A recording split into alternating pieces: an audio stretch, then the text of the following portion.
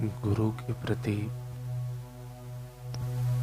निस्वार्थ एवं भक्ति भाव पूर्वक सेवा, यह पूजा, भक्ति, प्रार्थना और ध्यान है। यदि आप गुरु में ईश्वर को नहीं देख सकते तो फिर और किस में देख सकेंगे?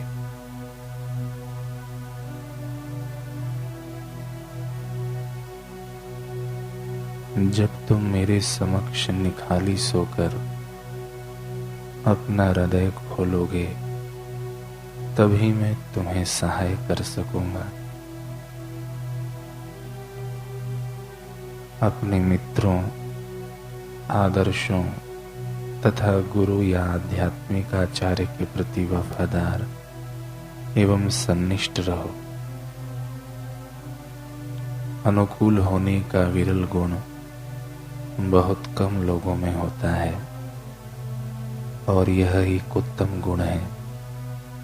उसके द्वारा शिष्य अपना कैसा भी स्वभाव हो फिर भी वह अपने गुरु के प्रति अनुकूल बनता है।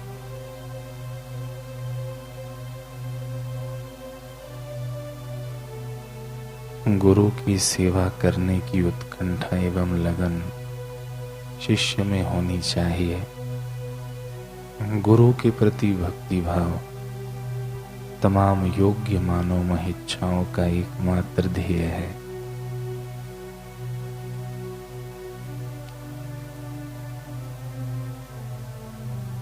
अब तक हमने सुना कि सोहना और मोहना को गुरु गोविंद सिंह जी के शिष्य ने मरते मरते बद्दुआ दी कि जाओ, तुम्हें ठाकुर दर्शन नहीं देंगे।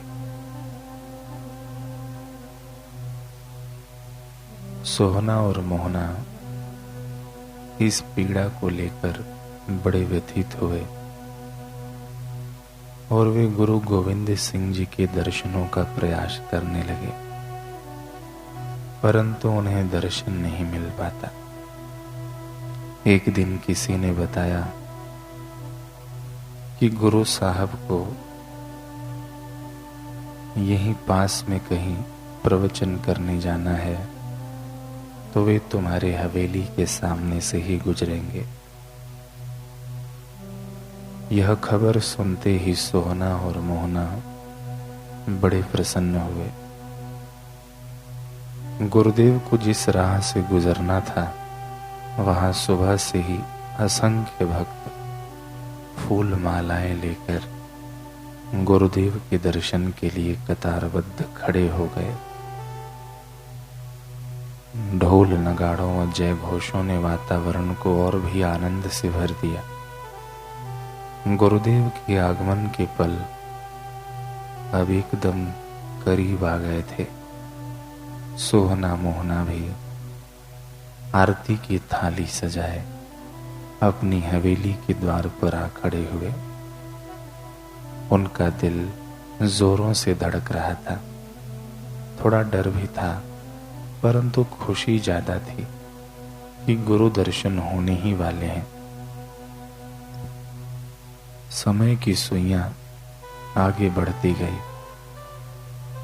परंतु गुरुदेव नहीं आए। तुम न आए प्रभु जी कि शाम हो गई, मेरी पूजा की थाली सजी रह गई।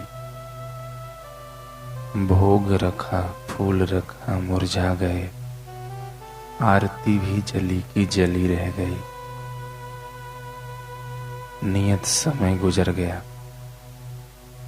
लोगों के हाथों के फूल मुरझाने लगे। सोहना की थाली के दियों का घी खत्म होने लगा, परंतु गुरुदेव नहीं आए। हमसे रूठे हो क्या आप आते नहीं, भूल अपराध मेरी बताते नहीं।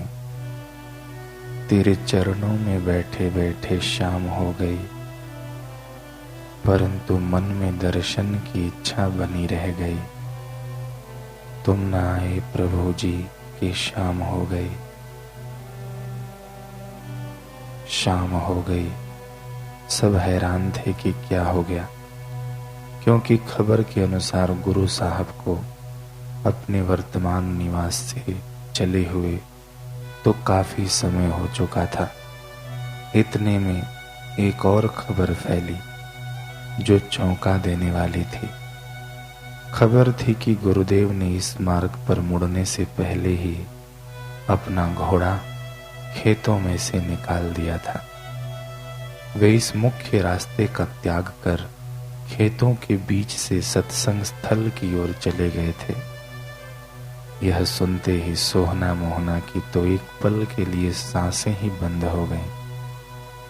उस शिष्य के वे वचन अब तो उनके कानों में तोप के गोलों की तरह विस्फोट करके उन्हें दहलाने लगे। जाओ, तुम्हें ठाकुर दर्शन नहीं देंगे। संगत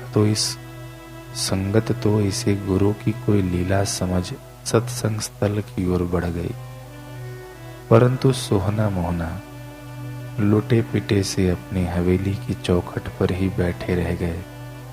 उनके कदम सत्संग स्थल की ओर बढ़ने की हिम्मत न जुटा सके, क्योंकि उन्हें डर था कि उनके वहां जाने से गुरुदेव वहां से चले न जाएं और फिर संगत के दिल को आहत करने का एक और पाप उनके सिर आ लगेगा। वे दोनों रात भर सोचते रहे कि आखिर अपने किए का पश्चाताप करें भी तो कैसे करें। परंतु अगली सुबह उन्हें एक और झटका मिला। गुरुदेव रायपुर छोड़कर वापस अपने धाम आनंदपुर लौट गए। इसका सीधा सा अर्थ था कि उन दोनों के मानसिक संताप का अब अंत नहीं होने वाला, परंतु इस संताप के साथ जीना भी उन्हें मुश्किल हो गया था। तभी दैवीय प्रेरणा से, क्योंकि सोहना मोहना आखिर भक्ति तो करते ही थे, उन्हें एक प्रेरणा हुई। सोहना के मन में एक शुभ संकल्प उठा। वह बोला, मोहना, क्यों न हम गुरु घर जाकर पूरे प्राणपन से सेवा करें।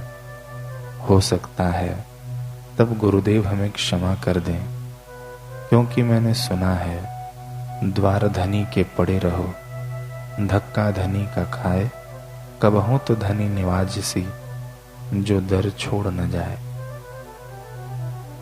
हाँ स्वामी, निस्संदेह आप सत्य कह रहे हैं, परंतु हमें जाने से पहले अपनी सारी संपदा दान कर देनी चाहिए। गुरु घर में हम अकिंचन की तरह केवल तन के वस्त्रों के साथ ही जाएंगे।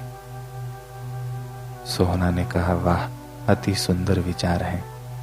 हम गांव में कुएं तथा तालाब खुदवाने के लिए अपनी सारी संपदा दान कर देते हैं, जिससे कि अब कोई पानी की कमी के कारण प्राण न त्यागे। और यूं सब दान कर सोहना मोहना गुरु दरबार की तरफ कूच कर गए। सवाली सोचता है, क्या मिलेगा तेरी पनाहों में, कटी है जिंदगी मेरी तो मौला गुनाहों में। कर्म की एक नजर फरमा कि बंदा साफ हो जाए, धो डाल इस कदर की दामन पाक हो जाए। था कुर्बत में मेरा जीवन, तेरी नजरे कर्म से दूर, कर ले शामिल मुझे भी तू अपने बंदों में मेरे हुजूर।